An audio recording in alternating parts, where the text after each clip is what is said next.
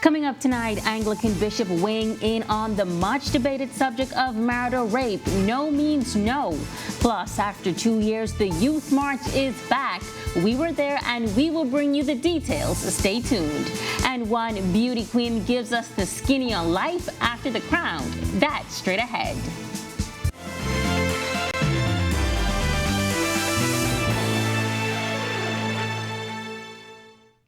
This is Our News Weekend Edition. Thank you so much for tuning in. I'm Megan Shepard. The issue of marital rape has sparked heated public discussion in recent months. In August, Supreme Court Justice Denise Lewis Johnson ruled that although a woman who filed for divorce claimed she felt like a rape victim for an extensive period of time when her spouse had sex with her, as it stands, there can be no rape in marriage in the Bahamas, according to law.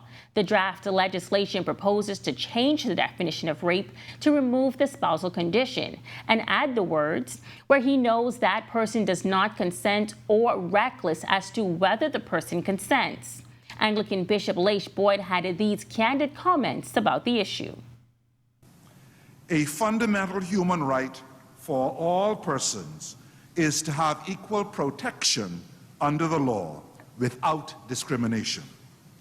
No person, whether single or married, should be subject to degrading and violent behavior.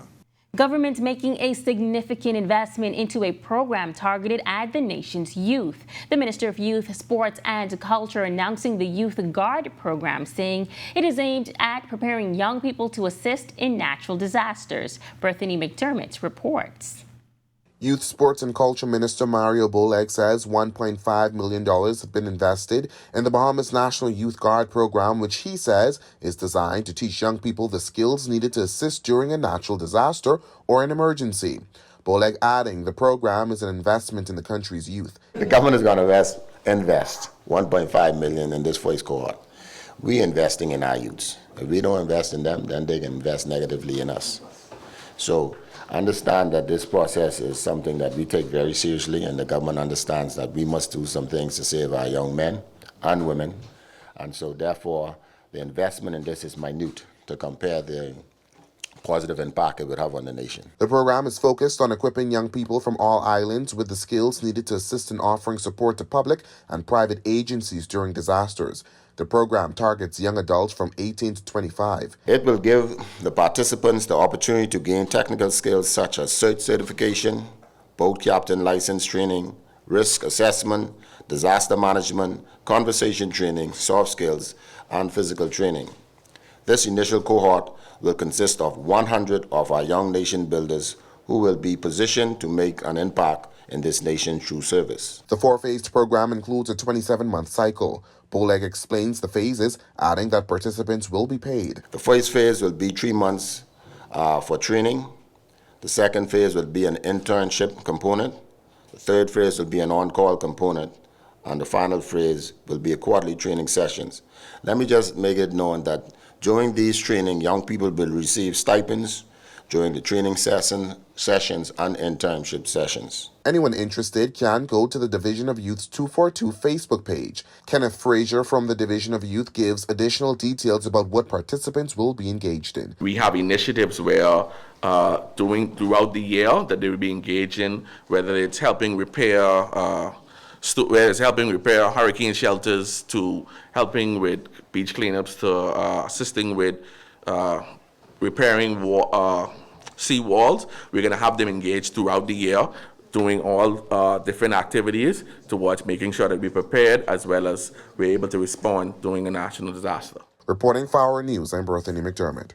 Thousands of young people gathering on Clifford Park to celebrate Youth Month in grand style. The annual Youth March finally back after a 2-year hiatus. Minister of Youth, Sports and Culture Mario Boleg says that based on the overwhelming turnout, he is excited about the future of the country. As we focus on our theme for National Youth Month, which is bold, bright, meaning that the future is very bright for the Bahamas, optimistic, and we know we are very optimistic about our future because we can see how we invest in you, our young people. Dozens of schools, church groups, civil organizations, bands, and more, filling the parade route as family and friends line the streets in support. Many organizers telling Our News they are proud of the young people that continue to involve themselves in positive activities. Here's their advice to other young people that may need to find a positive outlet. A lot has been said about what goes wrong with the youth in the Bahamas. These kids are showing that that isn't the case with most of our young persons. So they're excited. They always engage in positive activities, not only for their schools, but for their communities as well. I would advise them to get involved in any youth activity in your area, at your school. But I'm welcoming all persons to come on down to the Crusaders Brass Band. We have practices every Tuesday and Thursday at the Highway Church of God, Windsor Place, through Windsor Place, and the classes are free, and the instruments. One of the things is to remain focused. If you're in school, stay in school. Get your lessons from your teacher. Understand what they are trying to teach you so that you can move forward in life in a positive way and to be able to be a positive contributor to the Bahamian society. Still to come on Our News Weekend Edition, Minister of Tourism Chester Cooper looking forward to strengthening the partnership between the Bahamas and the St. Augustine's University. And cool and steady as always, the U.S. president says he is not concerned about the current drama in the UK affecting his country's economy. That's on the way when Our News Weekend Edition returns.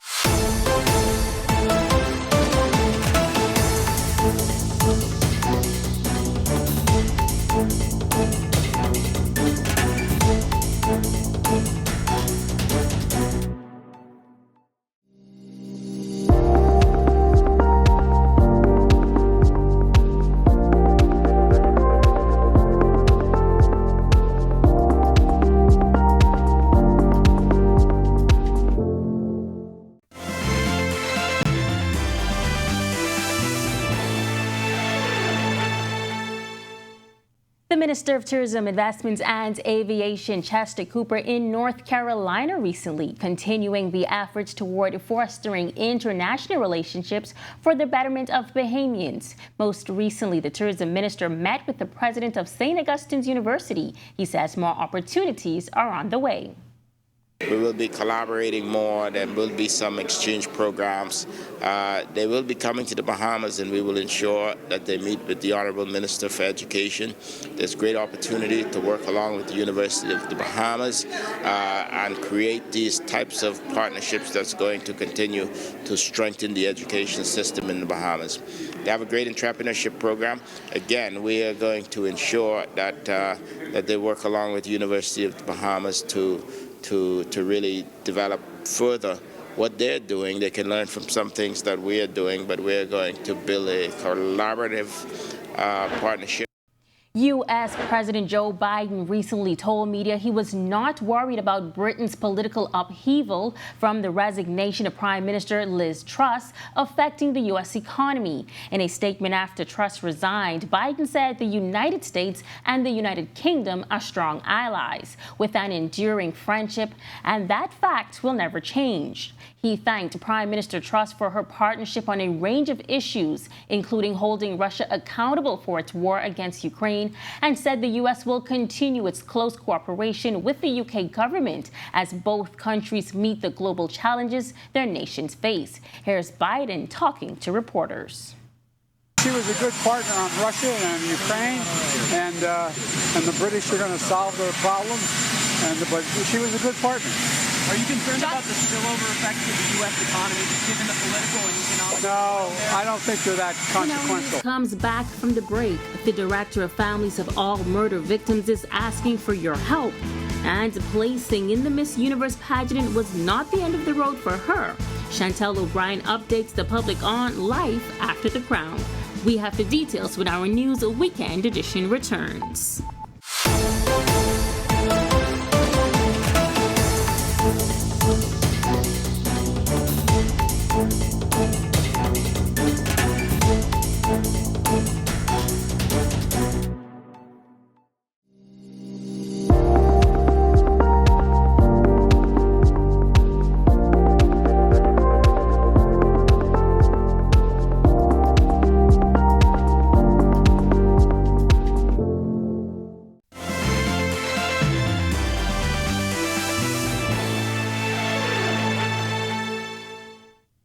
Welcome back. Character Day is an annual event that brings together millions of people in schools, companies, and homes to engage in character development throughout the world. Our Sasha Lightborn got to visit Boost Academy, where she learned about Character Day and even got to share some advice with some of the kids. Here's that report.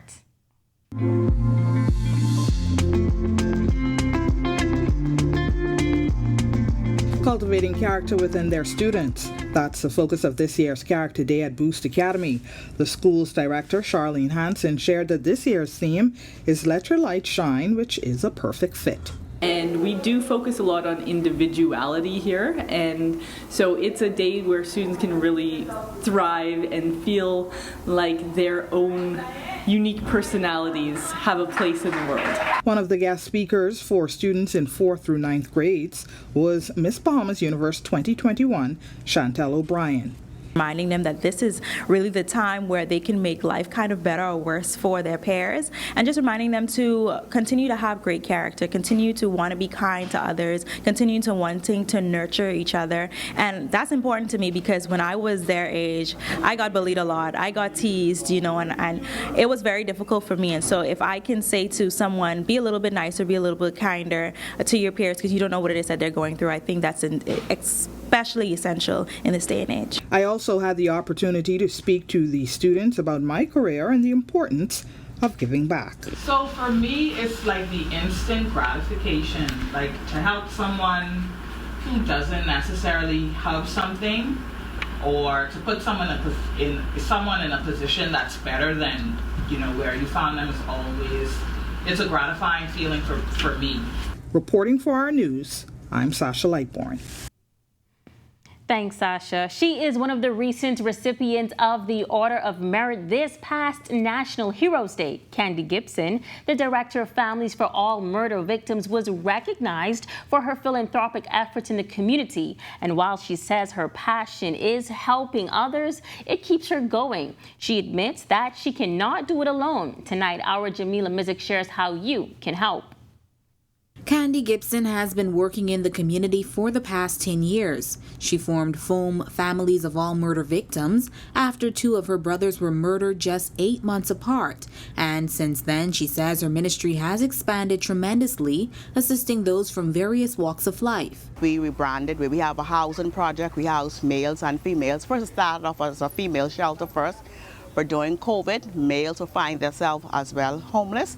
And so now it's a housing project. Here we have a full community center where we do resumes, we copy documents, we give out new and newest clothing, and we give out grocery assistance. Gibson says since her ministry is not governmentally funded, she uses the power of social media to get her message out and seek donations. We survive on personal funding, we provide on corporate funding, and so we want to even thank my Facebook fans as a part of on a daily basis. Persons reach out to the ministry and we don't have it here. So daily I take my plight to Facebook, and my Facebook fans, supporters and donors, they would partnership with me to assist families, assist females or males who are in need of a job or grocery assistance or any assistance. I take it to Facebook. She says although she's been able to help many families, there are much more people in need of assistance. It brings tears to my eyes when I have to tell somebody no. FOAM is not in a position to do it, or I can't do it. That really hurts my heart. There are many times that while I come to Facebook smiling and look into the media smiling, many nights I go home crying because there's a mother or there's a father, there's a young brother in need, and they feel like there's no way out. So I want people to know that, hey, guess what? I have a heart for people. My passion, my energy is helping people. And that is why she needs your help. For me to continue, I need funding. I cannot do this without funding. So we need funding. We need person to come on board. And every time someone gives me funding or they assist me with something, I make sure post it on Facebook or take it to the media. People can see, hey, guess what? They're actually sowing into good grounds. And whatever they give to us goes back out to the marginalized. Like I tell persons, I am the female Robin Hood. I beg from the rich, the middle class, to help the marginalized amongst us. Those willing to assist FOAM can contact Gibson at 603-4141 or 424-8953. Reporting for Our News, I'm Jamila Mizik. She made history in 2021 as the first Bahamian to place in the top 10 in the Miss Universe pageant. But that's not where her story ends. Tonight, we catch up with the former pageant queen turned consultant, Chantel O'Brien, to see what life after the crown has been like. Chantel O'Brien's pageant journey began in 2013 when she captured first runner-up in her first pageant. From there, she never looked back.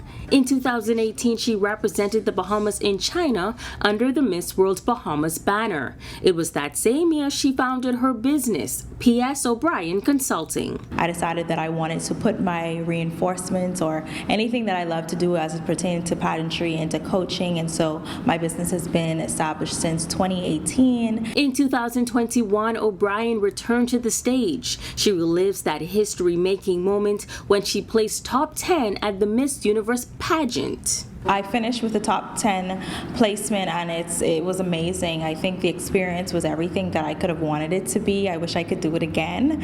And it's just really exciting to know that at a competition that is extremely prestigious, that does look for the best of the best, that they did take notice of the Bahamas. I mean, we've always sent really great contenders, and I think it was just our time to shine, and I know that that's going to continually be the case. O'Brien says her passion is empowering young people through youth development initiatives. To this end, she also co-founded the Leading Ladies Project. We would have gifted and distributed backpacks and tablets to young girls preparing for the new school year just this fall, as well as being able to work with different organizations still in the background for some really great things up in the new year. And just today, being able to visit a school and speak towards Character Day and everything like that, you know, the journey always continues, and I say the rain always continues. And so now I'm doing what I wanted to do previously by actually helping other people and clients who are wanting to do the same. So a variety of clients locally,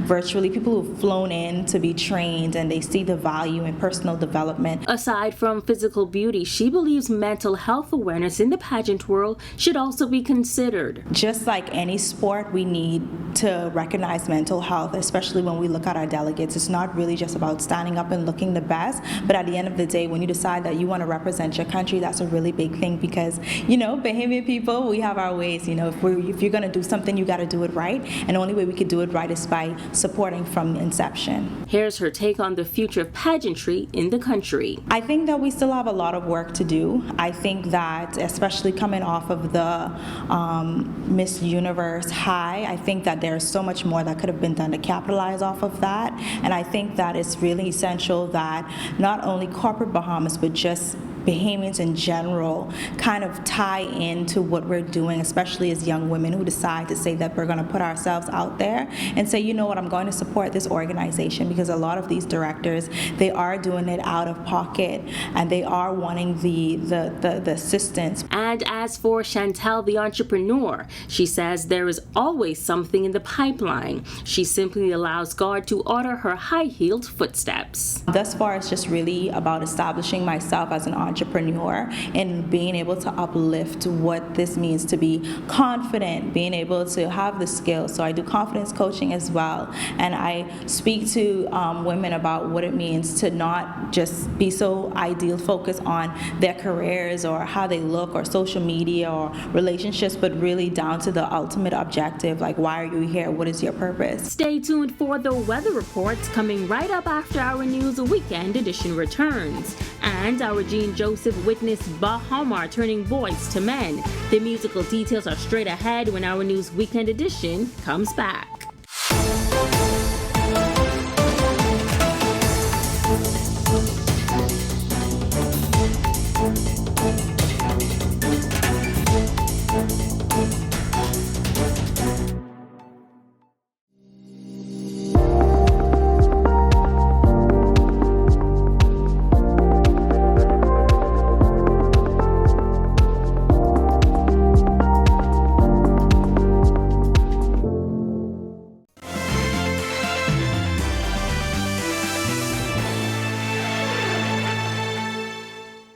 Clear skies and smooth sailing, a pilot stream, basically beautiful weather outside earlier today. Let's see if we have more of the same in store.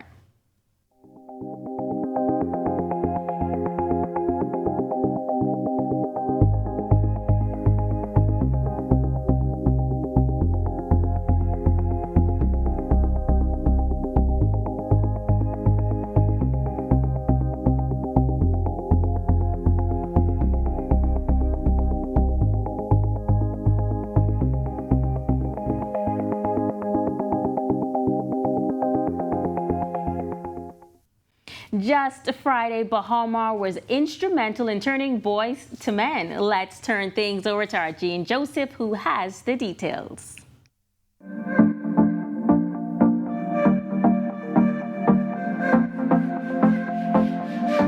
As the sun took its daily rest, the Bahamar resort came alive.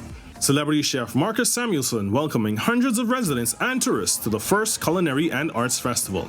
The weekend event boasting unique culinary and cultural experiences, from exclusive dinners and tastings with master chefs to intimate cultural conversations made possible by a cast of world-renowned Bahamian and international chefs, artists, and performers. Chef Marcus Samuelson says this is only the beginning of big things to come for the festival and the Bahamas. First of all, it's a blessing to be here in Bahamas and work with Bahamar on our vision to create this as a culinary destination. Marcus Restaurant with the local chefs, we really built something special. This is just the beginning. We're also building up top. We want this to be the best food destination in the whole of the Caribbean. While everyone enjoyed the food and drinks from various chefs, they danced to their heart's content to the sounds of DJ Tank, Stasi, and a taste of Junkanoo, courtesy of the Valley Boys. Meanwhile, cameraman Ray and I were whisked away to another location to hear from the night's featured act, Boys to Men, the 4-time Grammy-winning group excited to perform for their fans, still going strong after 31 years. It's great to know that people are excited to see us and we're excited to see them. It's reciprocal. It's one of those things where, you know, we missed what we love to do, which is perform and sing for people, and people missed seeing the show. So, you know, there should be a lot of fanfare out there, everybody enjoying themselves. And when they took to the stage, they did not disappoint. Fans singing along as the group performed some of their biggest hits and covers of chart toppers from Bob Marley, Frankie Beverly and Mays, and Bruno Mars. The group is far from the end of the road. Saron and Tyrena Roll shared their highlights from the night. Oh my God, Boys to Men happened here tonight. Good food, great drinks, and Boys to Men. And I'm just here for moral support. Like, we're foodies, we love to eat like every other Bahamian, so the food to me in Hall's booth, Marcus Samuelson's booth, and then of course Boys to Men. Like, I grew up with Boys to Men, like all the top hits, all the songs, I was singing my lungs away. It was amazing. Restaurant owner Tiffany Johnson Thompson encourages you to catch next year's event. And as a restaurateur in Eleuthera myself, it was great to meet celebrity chefs that has raised the bar, basically, on bringing people here to experience Bahamian culture, Bahamian food, and just everything that's Bahamian. That's great. We had a wonderful time, and I encourage everyone to come next year. And if this is any indication of things to come, Marcus Samuelson is well on his way to making the Bahamas the premier culinary and art destination in the world. Reporting for Our News, Arts and Entertainment, I'm Jean Joseph.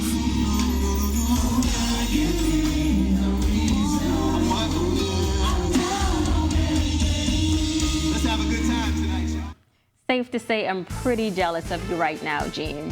And just before we go, we want to send a special shout out to one of our avid viewers, Ali Seymour, the ultimate vegan. Thank you so much for always watching. And with that said, we thank you for always tuning in for our News Weekend Edition. On behalf of the entire team, I'm Megan Shepherd. Enjoy the remainder of your weekend.